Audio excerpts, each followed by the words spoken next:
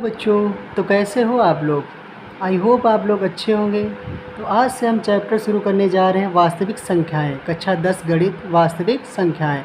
आप भी अगर यूपी बोर्ड 2027 की तैयारी कर रहे हो और अच्छे मार्क्स लाना चाहते हो तो चैनल से कंटिन्यू जुड़े रहें। तो चलिए, आज का चैप्टर है वास्तविक संख्याएं, कक्षा 10 गणित। पहला चैप्टर कौन सा है? वास्तविक संख्याएं। आज हम वास्तविक संख्याओं के बारे में जानेंगे कि संख्याएं कौन कौन सी होती हैं, जैसे कि पूर्णांक, पूर्ण, भाज्य संख्याएं, अभाज्य संख्याएं, सहभाज्य संख्याएं, वास्तविक संख्याएं, प्राकृतिक संख्याएं। आज इन संख्याओं के बारे में जानेंगे। आज से ये चैप्टर आपको बहुत ही आसान लगने लगेगा। जो भी डाउट आता था आज सारा इस क्लास में क्लियर हो जाएगा। अगर चैनल पे नए हो तो चैनल को पाठशाला प्लस चैनल को सब्सक्राइब करिए और कंटिन्यू चैनल पर बने रहें। तो चलिए स्टार्ट करते हैं। संख्याओं का वर्गीकरण। हेडिंग है संख्याओं का वर्गीकरण। मतलब संख्याएं कौन कौन से भाग में बांटी गई हैं, वर्गीकरण। तो संख्याओं का वर्गीकरण, संख्याएं कितने टाइप की होती हैं? 2 टाइप की होती हैं। कौन कौन सी? वास्तविक संख्याएं, नंबर 1 वास्तविक संख्याएं, नंबर 2 काल्पनिक संख्याएं,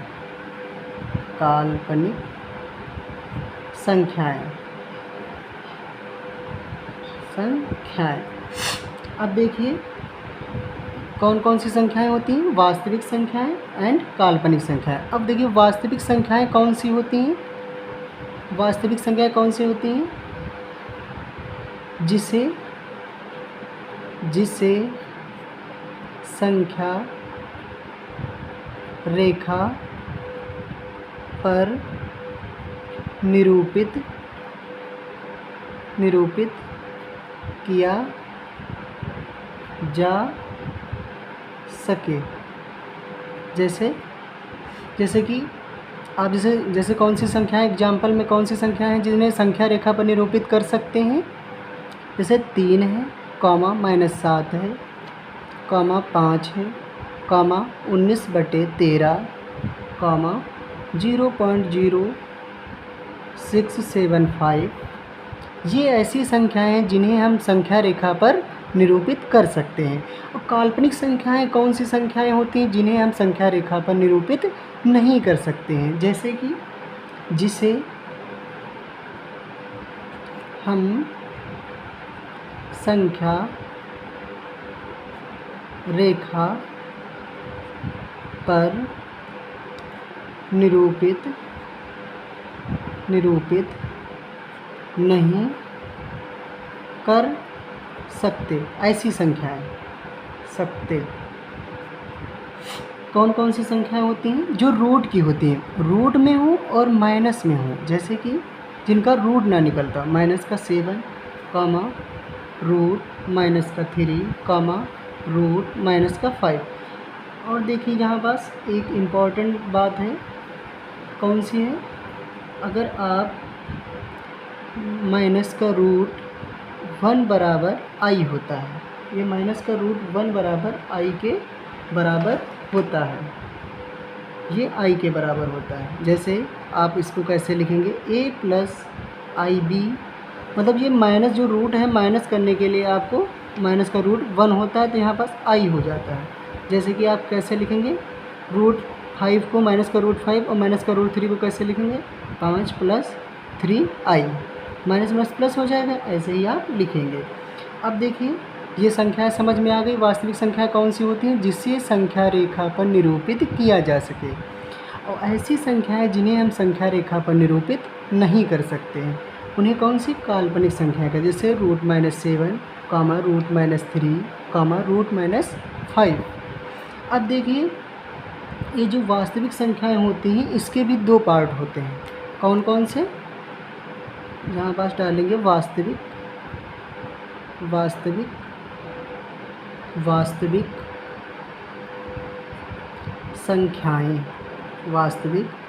संख्याएं, अब इसके भी दो पार्ट्स होते हैं, कौन कौन से होते हैं? नंबर 1 परिमेय संख्या, नंबर 1 परिमेय संख्या, और नंबर 2 कौन सी होती है? अपरिमेय संख्या। नंबर 2 अपरिमेय संख्या। अब परिमेय संख्या कौन सी होती है? देखिए, परिमेय संख्या कौन सी होती है? जिसे P/Q के रूप में लिखा जा सके। जैसे कि अभी बता रहे, एग्जाम्पल लेके आपको बता रहे हैं। एग्जाम्पल कौन सा? जैसे 5/3। और यहाँ बस एक इम्पॉर्टेंट बात है, जो क्यों होगा वो 0 के बराबर नहीं होगा। क्यों नॉट इक्वल टू 0। अगर क्यों 0 के बराबर होगा तो इन्फिनिट आ जाएगा ना, जिससे संख्या रेखा पर निरूपित किया जा सके। अब देखिए, जिसे P/Q के रूप में लिखा जा सकता है उसे परिमेय संख्या कहते हैं। और अपरिमेय संख्या कौन सी होती है? जिसे P/Q के रूप में नहीं लिखा जा सके, उन्हें क्या कहते हैं? अपरिमेय संख्या। मतलब A/B के रूप में नहीं लिखा जा सकता है। एग्जाम्पल कौन कौन से होते हैं? 0.132460 ...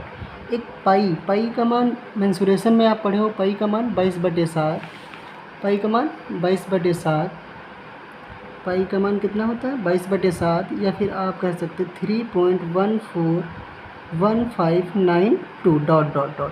मतलब एक अशांत है दशमलव, ये कभी कटेगा नहीं। ऐसे ही जितना भी आप डिवाइड करते जाएंगे संख्या होती जाएगी। इसमें आप एक और एग्जाम्पल कौन से लिख लीजिए, बहुत सारे एग्जाम्पल है। 13/1 -8/1 ये हो गया। अब ये परिमेय संख्या क्या बताए थे? जिसे P/Q के रूप में लिखा जा सके, उसे क्या कहते हैं? परिमेय संख्या। अपरिमेय संख्या कौन सी होती है? जिसे P/Q के रूप में नहीं लिखा जा सके। जैसे एग्जाम्पल 0.132456, ऐसे ही अनंत तक संख्याएँ चलती जाएंगी, इन्फिनिट तक। और पाई बराबर 3.141592 ऐसे ही आप ये अनंत तक चली जाएंगे, इन्फिनिट तक। इसे क्या बोलेंगे? अपरिमेय संख्याएँ। चलिए, परिमेय अपरिमेय संख्याएँ। अब नेक्स्ट चलते हैं काल। अब देखिए, एक होती सम संख्याएँ। सम तथा विषम संख्याओं के बारे में जानेंगे। तो सम संख्याएँ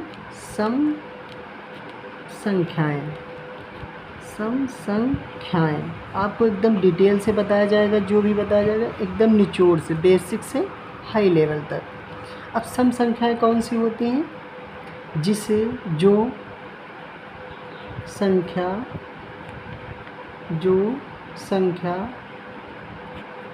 2 से पूर्णतः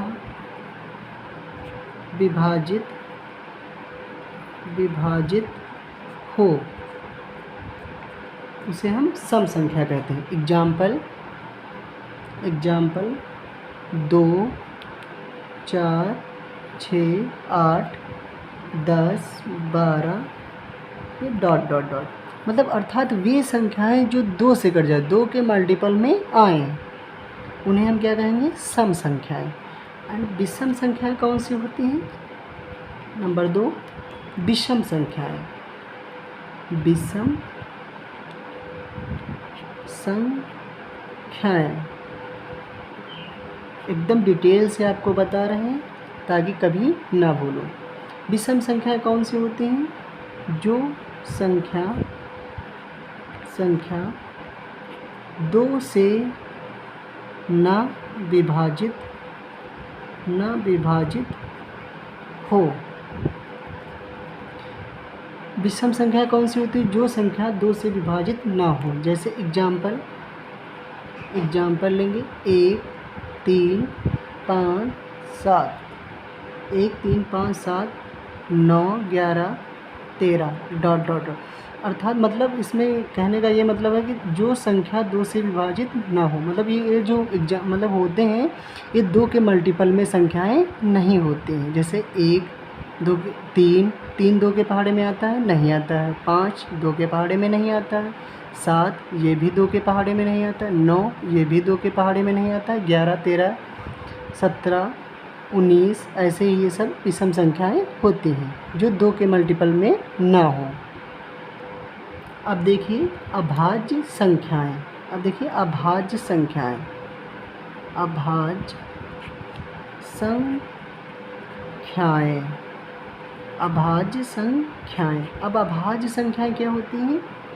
वे संख्याएं जिनके केवल 2 गुणनखंड हो, एक तो स्वयंभू संख्या हो और एक हो, ऐसी संख्याओं को हम अभाज्य संख्याएं कहते हैं। चलिए डेफिनेशन क्या है लिख देते हैं। वे संख्याएं जिनके सिर्फ 2 फैक्टर आए, मतलब गुणनखंड हों।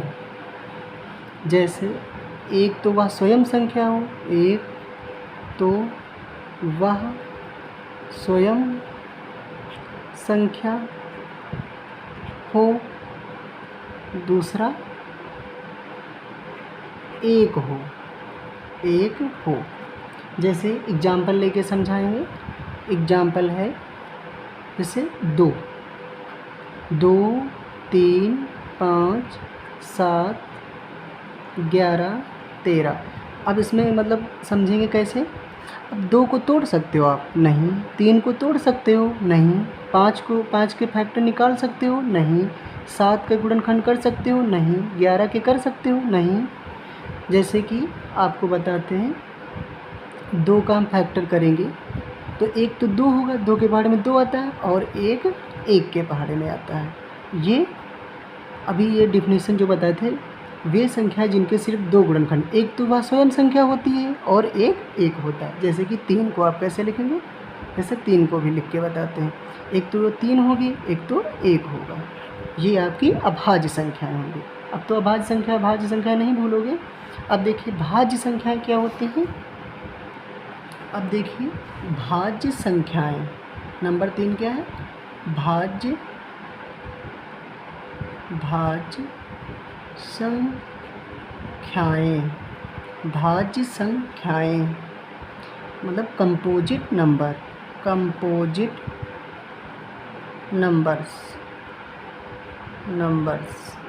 अब कंपोजिट नंबर्स क्या होते हैं? भाज्य संख्या क्या होती हैं? वे संख्याएं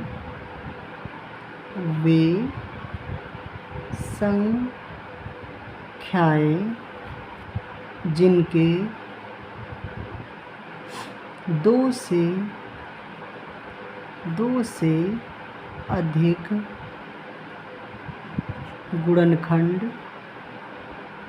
गुणनखंड होते हैं। जैसे एग्जाम्पल लेंगे। एग्जाम्पल 4 6 8 10 12। ये जो भाज्य संख्या होती है 2 के अंतराल में होती है। इसमें डिफरेंस 2, इसका डिफरेंस 2, इसका डिफरेंस 2, ऐसे होती हैं। मतलब 2 के डिफरेंस में होती हैं भाज्य संख्याएं। अब देखिए भाज्य संख्या, अब अभी जो बताया था इसको थोड़ा और एक्सप्लेन करते हैं। वे संख्याएं जिनके 2 से अधिक गुणनखंड हों। अब देखिए इस 2 के गुणनखंड कौन कौन से होंगे? एक तो 1 होगी, और एक तो 2 होगा, एक तो 4 होगा। ये स्वयं संख्या होगी।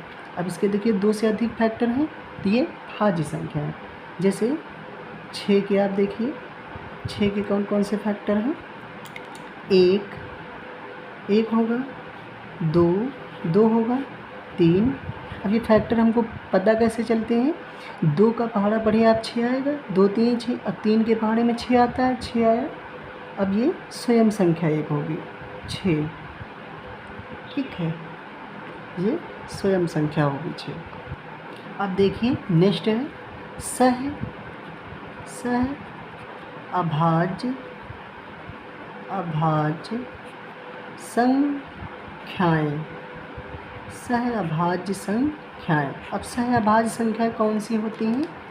वे संख्याएं, वे प्राकृतिक संख्याएं, मतलब नेचुरल नंबर्स, प्राकृतिक संख्याएं जिनका महत्तम समाप्त वर्तक एक हो। मतलब चलो समझते हैं कैसे। जैसे आपको एग्जाम्पल लेके बता रहे हैं, जैसे 1 2, 1, 2। अब देखिए, मतलब महत्तम समापवर्तक क्या होता है? जिनका फैक्टर आपस में कटे ना। 1 कटता है नहीं कटता, 2 कटता है नहीं कटता है, और इनका HCF 1 हो, मतलब कॉमन इसमें 1 हो, ना तो इसके फैक्टर में ये आए ना तो इसके फैक्टर में ये आए, तो इसका मतलब 1। इसमें कॉमन HCF क्या होगा? 1, मतलब मिनिमम घात वाला। अब देखिए जैसे 2 और 3, अब इसमें 2 और 3 में कुछ कॉमन नज़र आ रहा? नहीं, ये सम है, ये भी सम है ना। इसमें आपको कॉमन कोई नज़र आ रहा है, और इनके अंतर में इनका 1 होगा, इनका अंतर 1 होगा। 1 और 2 का अंतर 1, 2 और 3 का अंतर 1, मतलब ये आपस में कोपरम, ये इसको ना काटे ना तो ये इसे काट सकती है। जैसे 3, 5। अब 3 ना तो 5 को काट सकता है और ना ही 5 3 को काट सकता है। ऐसी ही संख्याओं को सहभाज्य संख्याएं कहते हैं। अब देखिए प्राकृत संख्याएं।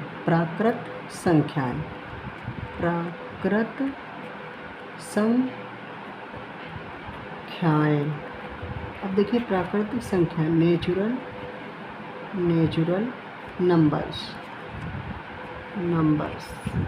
ये क्या होती है? प्राकृतिक संख्याएं वे संख्याएं जिन्हें हम वस्तुओं को गिनने के लिए उपयोग करते हैं। जैसे प्राकृतिक संख्याएं हमेशा 1 से शुरू होती है। एग्जाम्पल 1 2 3 4 5 6 डॉट इन्फिनिट तक, मतलब अनंत तक इनको हम गिन नहीं सकते हैं प्राकृतिक संख्याओं को। और इसमें एक नोट पॉइंट है, प्राकृतिक संख्याएं क्या होती हैं? 1 2 3 4 5 6 इन्फिनिट तक। अब इसमें एक नोट पॉइंट क्या है कि एक सबसे छोटी प्राकृतिक संख्या है। एक से छोटी ना तो प्राकृतिक संख्या है और ना एक से बड़ी कोई प्राकृतिक संख्या है। सबसे बड़ी प्राकृतिक संख्या ज्ञात नहीं किया जा सकता है। अब देखिए पूर्ण संख्याएं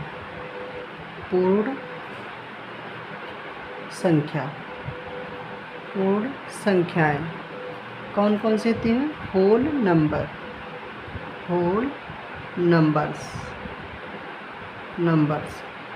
कौन कौन से होते हैं? पूर्ण संख्या। एग्जाम्पल पूर्ण संख्याएं 0 से शुरू होती हैं। जैसे 0 1 2 3 4 डॉट इन्फिनिट तक, ये हमारे कौन सी होती है? होल नंबर, पूर्ण संख्या है। अब देखिए सबसे छोटी पूर्ण संख्या कौन सी होती है? 0, जो कि एक प्राकृतिक संख्या नहीं होती है। जो प्राकृतिक संख्याएं होती हैं वो 1 से शुरू होती हैं, और जो पूर्ण संख्याएं होती हैं वो 0 से शुरू होती हैं। प्रत्येक प्राकृतिक संख्या एक पूर्ण संख्या होती है। अब देखिए इन दो संख्याओं में डिफरेंस क्या है? ये प्राकृतिक संख्या है, ये पूर्ण संख्या है। बस इन दोनों में डिफरेंस यही है कि जो प्राकृतिक संख्या होती है वो 1 से शुरू होती हैं, अनंत तक होती हैं, और जो पूर्ण संख्या होती हैं वो 0 से शुरू होकर इन्फिनिट तक जाती हैं। अब देखिए पूर्णांक इंटीजर। पूर्णांक क्या होते हैं? पूर्णांक मतलब इंटीजर्स क्या क्या होते हैं? एक इंटीजर होता है ऋणात्मक, एक इंटीजर होता है ऋणात्मक, और एक होता है धनात्मक इंटीजर। अब देखिए पूर्णांक 2 टाइप होते हैं। एक तो होता है ऋणात्मक, एक तो होता है धनात्मक। अब ऋणात्मक जो होता है इसको संख्या रेखा पर कैसे निरूपित करते हैं अभी बताएंगे। पहले इसका एग्जाम्पल समझो। जो ऋणात्मक होता है वो दाईं ओर से शुरू होता है, इन्फिनिट तक बाईं ओर जाता है। जैसे -1, -2, -3, -4, इन्फिनिट तक ना। अब जो धनात्मक होता है वो 0 से शुरू होता है, 0, 1, 2, 3, 4, इन्फिनिट तक। मतलब 0 से जो 0 जो होता है, एक नोट पॉइंट डाल के लिख लो, नोट पॉइंट 0 ना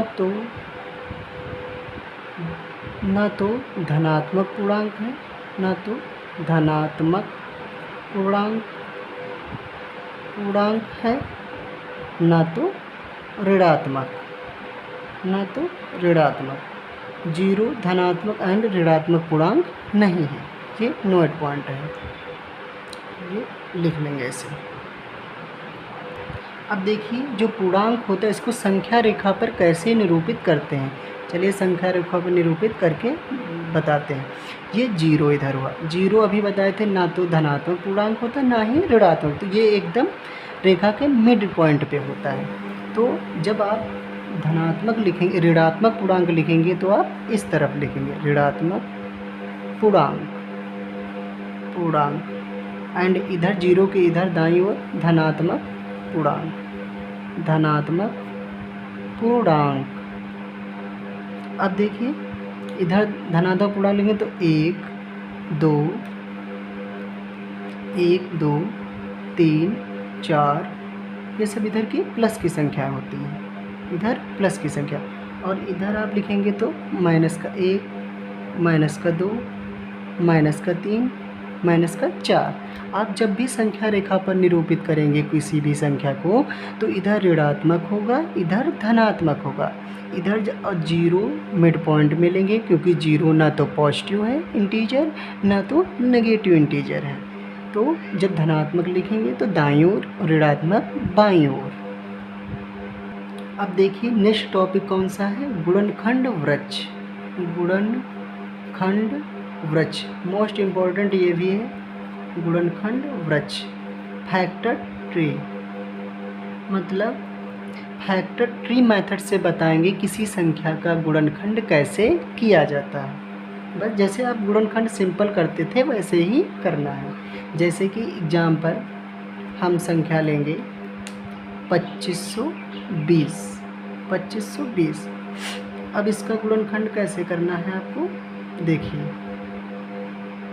जब आप कभी इस तरह से गुणनखंड करें तो सबसे पहले आप 2 से काटेंगे, तो सबसे पहले आप 2 से काटें, तो 2 से काटेंगे ऐसे लिखेंगे पहले, फिर इसको ऐसे लिखेंगे। अब 2 से काटेंगे तो 2 एकन्नम 2, 2 दूना 4, अब 1 बचा, 2 6 12, अब 1260 आ गया। अब देखिए अब फिर अभी 2 से कट रहा है, सबसे पहले आप छोटी संख्या से चेक करेंगे तो 1260 2 से कट रहा है, तो 2 से फिर काटेंगे तो 2 6 12, अब 2 3 6, 0 उतार लेंगे। अभी भी 2 से कट रहा है तो उसको कैसे काटेंगे, 2 ऐसे लिखेंगे। अब देखिए अब 2 3 6, 2 एकन्नम 2, 2 पंचे 10, अब 315। अभी किस संख्या से कट रहा है, क्योंकि लास्ट में विषम संख्या है तो 2 से नहीं कटेगा। अब इसके ऊपर चलेंगे तो कौन सी 2 से ऊपर कौन सी संख्या, 3। अब 3 से काट के चेक करेंगे तो 3 यहाँ लिखेंगे। अब आपको क्या करना, 3 एकन्नम 3, अब पूरा कट गया तो 1 0 लगाओ, 3 5 15 लिखो। अब कौन सी संख्या से कटेगा, अभी भी 3 से कटेगा तो ऐसे 3 लिखो। फिर आप 3 त्रिका 9, 3 5 15, आप ऐसे लिख सकते हो। इसको आप ऐसे गोला में भी कर सकते हो, ऐसे गोला बना लो। अब देखिए अब क्या करना है, अभी 35 कौन सी संख्या से कटेगा, 5 से, तो 5 7 35।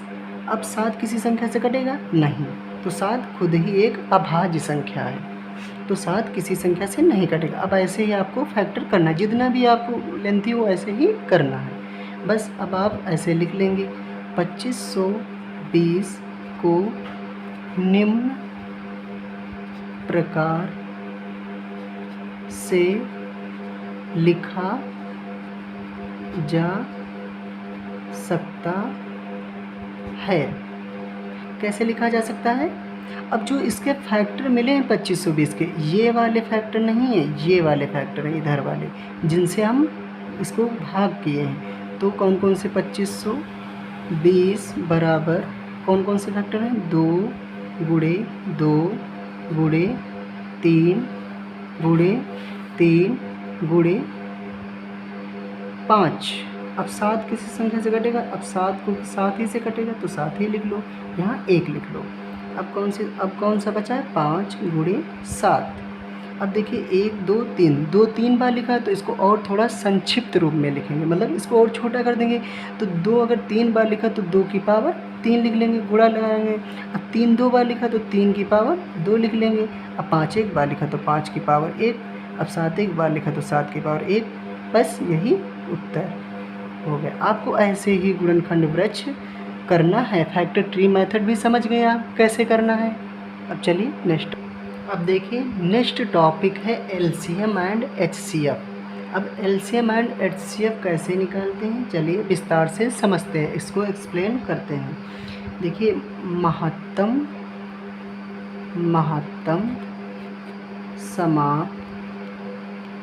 समाप वर्तक मतलब एचसीएफ। अब ये एचसीएफ क्या होता है, देखिए इसको समझते हैं। HCF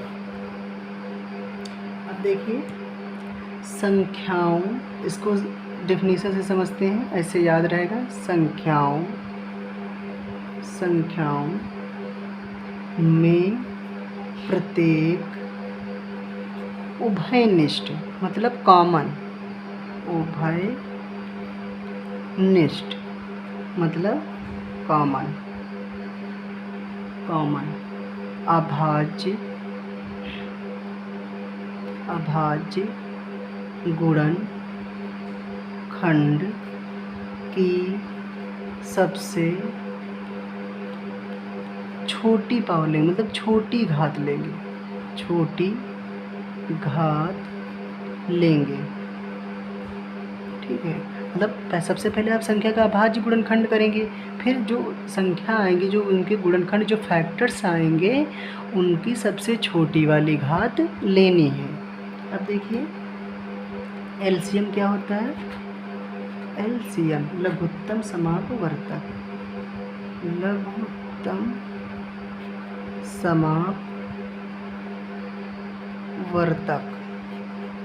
समाप Vartak LCM. अब एलसीएम क्या होता है, अब देखिए संख्याओं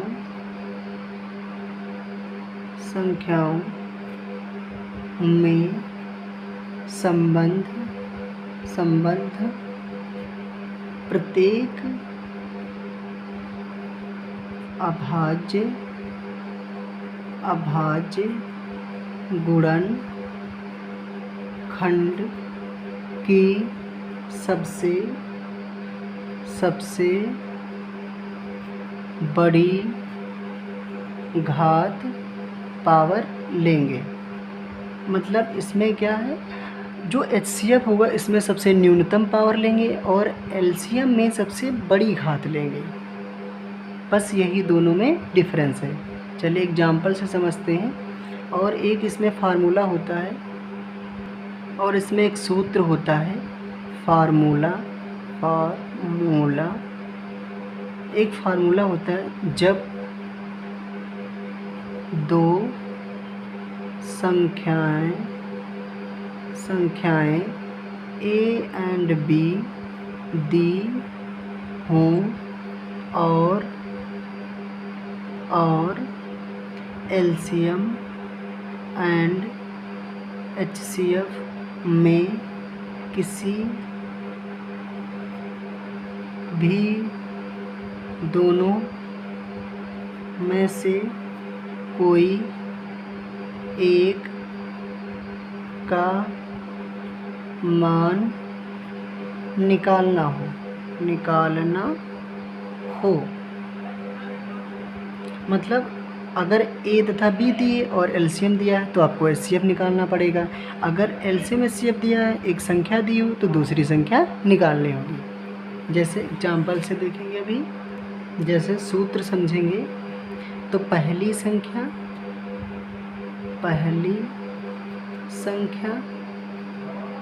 मतलब ए गुणे दूसरी संख्या मतलब बी बराबर एलसीएम गुणे एचसीएफ, ये फाइंड करना है। ये हमारा फार्मूला, इसमें आप इसका मान रख के निकालेंगे। जैसे एग्जाम्पल लेंगे, इसमें आप एग्जाम्पल से ऐसे ही समझ सकते हैं। जैसे एग्जाम्पल लिए, एलसीएम मेरा 36 दिया है एंड एक संख्या मतलब पहली संख्या मतलब फर्स्ट संख्या कौन सी दी है, 4 दी है एंड दूसरी संख्या 9 दी है। तो हमें क्या निकालना, एचसीएफ निकालना है, एचसीएफ का मान निकालना। ऐसे ही दिया होगा तो अब इस वाले सूत्र में लिख दो, पहली संख्या कौन सी है 4 गुणे दूसरी संख्या 9 बराबर एलसीएम कितना है 36। अब हमको एचसीएफ निकालना है तो एचसीएफ ऐसे लिखेंगे। अब क्या करेंगे, 4 गुणा 9, एचसीएफ निकालना है, इधर भाग में तो इधर आ जाएगा बटे में, भाग में हो जाएगा, इधर गुणे में तो इधर आ जाएगा बटे में, तो एचसीएफ। अब ऊपर नीचे काट लेंगे, 4 9 या 36। अब 36 को 36 से भाग देंगे तो 1, तो एचसीएफ बराबर 1, यही उत्तर। अब एग्जाम्पल से एकदम एक्सप्लेन करते हैं, अब आप समझ गए होंगे। अब देखिए इसमें आप एक और नोट पॉइंट डाल के लिख लो। नोट पॉइंट 1 क्या है, अगर भिन्न लिखी हो और भिन्न का एलसीएम एंड एचसीएफ याद करना हो तो आप कैसे करेंगे। जैसे संख्याएं हैं, संख्याएं ए बी एंड सी बटा डी का एलसीएम ज्ञात करो। तो आप क्या करोगे, ये एक सूत्र होता है, तो ए तथा बी का एलसीएम, तो एलसीएम निकालना है तो ऊपर वाली A and C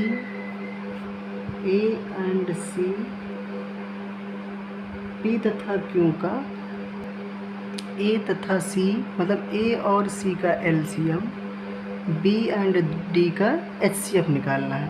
B and D इसका एलसीएम और इसका एचसीएफ निकालना है। अगर आपको एचसीएफ निकालना तो ऊपर वाली संख्या का एचसीएफ निकालते और नीचे वाली संख्या का एलसीएम निकालते। ये नोट पॉइंट में डाल के लिख लो, ये वाला। अब देखिए नेक्स्ट टॉपिक, अभाज्य गुणनखंड। अभाज्य गुणनखंड। अब देखिए संख्याओं का अभाज्य गुणनखंड कैसे निकालते हैं, देखिए कैसे निकालते हैं। अब देखिए अभाज्य गुणनखंड, सवाल नंबर 1 लिखेंगे। जैसे 140 के अब अभाज्य गुणनखंड करना है आपको, तो कैसे करेंगे, 140 लिखेंगे, फिर ऐसे लिखेंगे आप। तो सबसे पहले आप 2 से चेक करेंगे, सबसे छोटी संख्या, फिर 3 से, फिर 4 से, फिर 5 से। तो सबसे पहले 2 से चेक करेंगे, तो 2 सती 14। अब फिर 2 से कट रहा है, कटेगा, तो 2 तिहाई 6, 2 पंचे 10। अब 2 से कट रहा है, 35 2 से कटेगा, नहीं कटेगा, तो 5 से कटेगा, तो 5 सत्ते 35। अब 7 किससे कटेगा, 7 से कटेगा, तो 7 का नाम 7। अब 140 के अभाज्य गुणनखंड कौन कौन से हैं, 2 गुणे 2 गुणे 5 गुणे 7, 2 गुणे 5 गुणे 7। अब इनका आपस में मल्टीप्लाई कर देंगे तो इतना ही आ जाएगा। यही हमारे अभाज्य गुणनखंड हो गए, 140 के फैक्टर हो गए।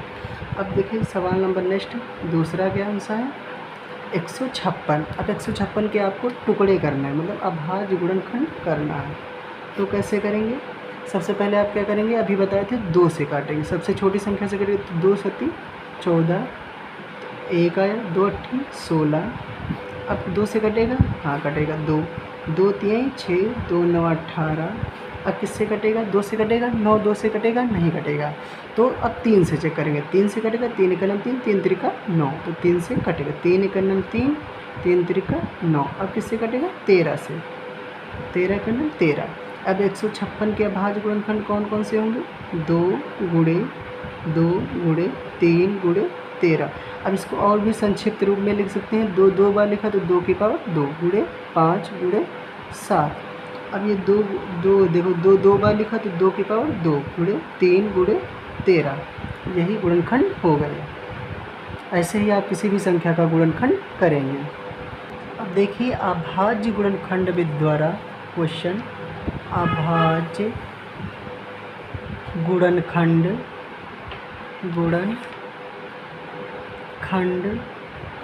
विधि द्वारा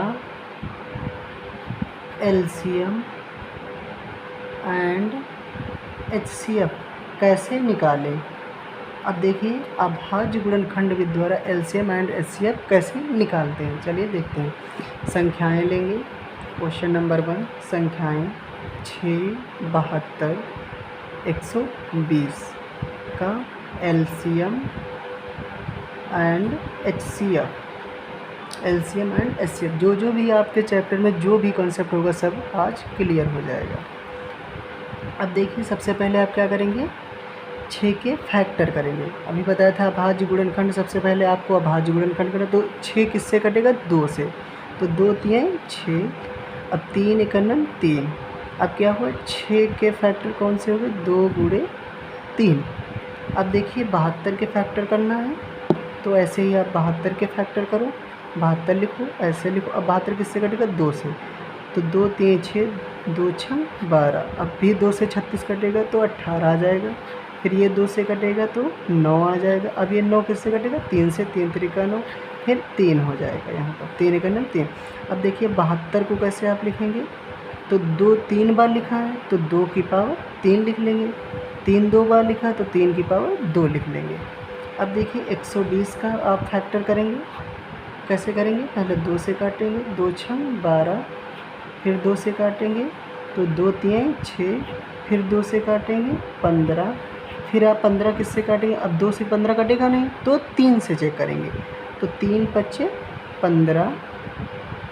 अब देखिए अब 5 किससे कटेगा? 5 1 से कटेगा, है ना। ऐसे ही आपको करना है। अब देखिए 120 के फैक्टर कौन कौन से हैं? अब 2 कितनी बार लिखा है? 3 बार। 2 की पावर 3। अब 5 कितनी बार लिखा है? 1 बार। 3 कितनी बार लिखा? 1 बार। अब देखिए अब आपको क्या करना है? अब देखिए 6 एंड 72 का अब इन तीनों संख्याओं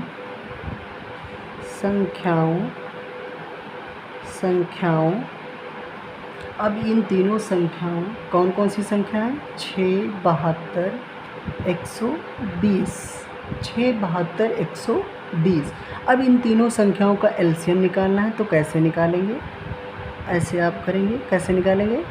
सबसे पहले अभी बताया था जो मैक्सिमम पावर हो, मतलब जो सबसे बड़ी घात हो, तो 2 की पावर 3, 2 की पावर 3 यहाँ है, 2 की पावर 3 यहाँ है, 2 की पावर 1 यहाँ है, तो 2 की पावर 3 सबसे बड़ी वाली घात को लेंगे। तो 2 की पावर 3 ले लिया, गुणे का साइन लगा दिया। अब देखिए 3 की पावर 2 यहाँ है, 3 की पावर 1 यहाँ है, 3 की पावर 1 यहाँ है, तो कौन सी पावर लेंगे? सबसे बड़ी वाली घात, 3 की पावर 2। तो 3 की पावर 2 लिख लिए। अब क्या करेंगे? 5 यहाँ है, 5 यहाँ नहीं है, तो आप गुणे में 5 लिख लेंगे बराबर 2 की पावर 3। 2 का गुणा 3 बार करेंगे तो 8 आ जाएगा। 3 का स्क्वायर करेंगे तो 9 आ जाएगा और 5 आ जाएगा। तो कितना आ जाएगा? 8 9 72, 72 पंचे 360। यही मेरा एलसीएम 360, यही मेरा एलसीएम हो गया। अब देखिए एचसीएफ कैसे निकालते हैं? एचसीएफ देखिए, एचसीएफ निकालते समय आपको एक बात ध्यान रखना है। पहली बात तो जो संख्याएं दी होंगी वो डिजिट तीनों में कॉमन हो और सबसे लोएस्ट वाली पावर लेंगे। जैसे कि एचसीएफ क्या करेंगे HCF, जैसे कि ऐसे बना लेंगे 6,72,120 का HCF महत्तम समापवर्तक क्या होगा। अब देखिए इसमें कॉमन क्या है और सबसे लो वाली पावर लेंगे, मतलब मिनिमम पावर, सबसे कम घात वाला लेंगे। तो 2 की पावर 3 यहाँ है घात, 2 की पावर 3 घात यहाँ है, 2 की पावर 1 यहाँ है। तो कौन सा लेंगे, 2 की पावर 1 वाला। तो आप 2 की पावर 1 लेंगे, गुणा का साइन लगा लेंगे। अब देखिए 3 की पावर 2 यहाँ है, 3 की पावर 1 यहाँ है। अब देखिए 3 की पावर 1, अब तो कौन सा लेंगे, आप ही बताओ कौन सा लेंगे। इसमें 3 की पावर 1 वाला, मतलब मिनिमम घात वाला, सबसे कम घात वाला लेंगे। तो 3 की पावर 1, तो अब 3 दूनी 6, यही मेरा HCF। अब HCF और LCM भी निकालना सीख गए हैं ना। अब चलते हैं नेक्स्ट टॉपिक पे। अब देखिए नेक्स्ट टॉपिक क्या है, दशमलव, मतलब दशमलव संख्याएं। तो दशमलव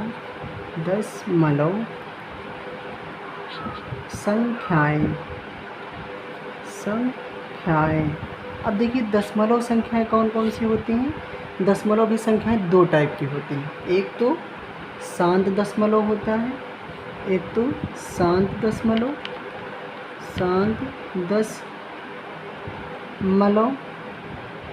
और एक तो होता है अशांत दशमलव।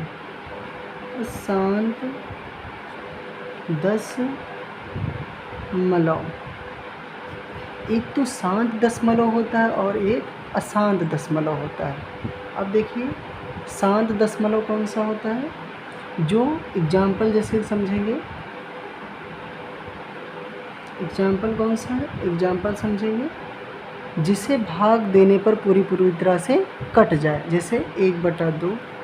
अब 1/2 को भाग देंगे तो कितना आ जाएगा, 0.5। अब ये कट गया तो ये कौन सा हो, शांत दशमलव, जैसे 73/100।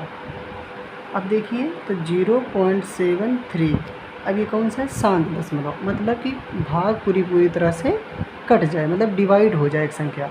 और अशांत दशमलव क्या होता है, जो पूरी तरह से ना कटे, जैसे 1/3। अब क्या करेंगे, इसमें सबसे पहले आप भाग देंगे तो पॉइंट लगा 0 लिखेंगे, फिर पॉइंट लगाएंगे, फिर 0, फिर 3 त्रिका 9, फिर 1 बचा, फिर 3 त्रिका 9, फिर 3 त्रिका 9, फिर 3 त्रिका डॉट इन्फिनिट तक, मतलब ये कभी शांत नहीं होगा।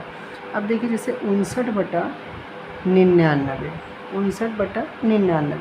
अब इसको भाग देंगे तो 0.5 से, मतलब अशांत दशमलव वी संख्याएं होती हैं जो पूरी तरह से डिवाइड ना हो, जो किसी संख्या से पूरी तरह विभाजित ना हो, और वही संख्या बार बार रिपीट हो, रिपीटेशन उसी संख्या की बार बार हो, मतलब अशांत दशमलव, मतलब इन्फिनिट तक जाए, कभी भी कटे ना। अब 0.565656 डॉट यही आएगा लास्ट तक। अब देखिए एक लास्ट कंसेप्ट बचा है, फिर ये चैप्टर की थ्योरी समाप्त। जितने भी वास्तविक संख्या चैप्टर से रिलेटेड जितनी भी थ्योरी थी, कंसेप्ट थी, सब क्लियर। इससे बाहर एग्जाम में कुछ भी नहीं आएगा, एक 100% गारंटी के साथ। अब लास्ट कंसेप्ट क्या है, देखिए कंसेप्ट कौन सा है, लास्ट कंसेप्ट कौन सा है, भाज्य बराबर भाजक गुणे भागफल प्लस शेषफल है ना। अब भाज्य मतलब a बराबर, आप भाज्य को कुछ भी मान लो, a बराबर BQ प्लस R है ना, क्वेश्चन प्लस रिमाइंडर, a बराबर, ये आपको फार्मूला याद रखना है। भाज्य बराबर भाजक गुणे भागफल प्लस शेषफल। अब देखिए एक नोट पॉइंट डाल के लिख लो, इसमें नोट पॉइंट क्या है, प्रत्येक अभाज्य संख्या को 6k ± 1 के रूप में लिख सकते हैं। जैसे जैसे कि एग्जाम्पल है, जैसे एग्जाम्पल लेंगे, जैसे 13। अब 13 को जैसे 6k + -1 तो कैसे लिखेंगे? जैसे 13 को आप 6 से भाग करेंगे, डिवाइड करेंगे तो 6 दूनी 12, जैसे ऐसे लिख लो 6, रिमाइंडर में ऐसे, तो 6 दूनी 12 और रिमाइंडर कितना बचा? 1। तो आप इसको कैसे तोड़ेंगे? 6 गुणे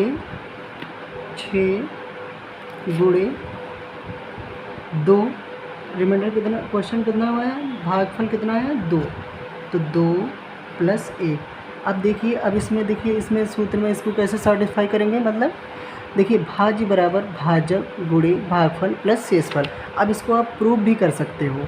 अगर 13 को, मतलब 13 को डिवाइड करना है, अगर ऐसे ही चेक करना है आपको, तो सत्यता की जांच आप ऐसे कर सकते हैं। 6 दूनी 12 + 1, मतलब LHS बराबर RHS होना चाहिए, है LHS बराबर RHS। देखिए LHS बराबर RHS, है ना। ऐसे ही आप किसी भी संख्या को 6k ± 1 के रूप में फॉर्मेट में लिख सकते हैं। चलिए, आज का चैप्टर कंप्लीट हुआ। कल से क्वेश्चन करेंगे, जितने भी इस चैप्टर में हैं सारे कल क्वेश्चन हो जाएंगे। आज जितनी भी थ्योरी से रिलेटेड क्वेश्चन थे, कंसेप्ट थे, सब क्लियर हो गए। इससे बाहर बोर्ड एग्ज़ाम में 100% गारंटी के साथ कुछ भी नहीं आएगा। बस आप कंटिन्यू बने रहें। और चैनल पर नए हैं तो चैनल को लाइक करें, पाठशाला प्लस चैनल को सब्सक्राइब करिए। चलिए नेक्स्ट वीडियो में देखेंगे।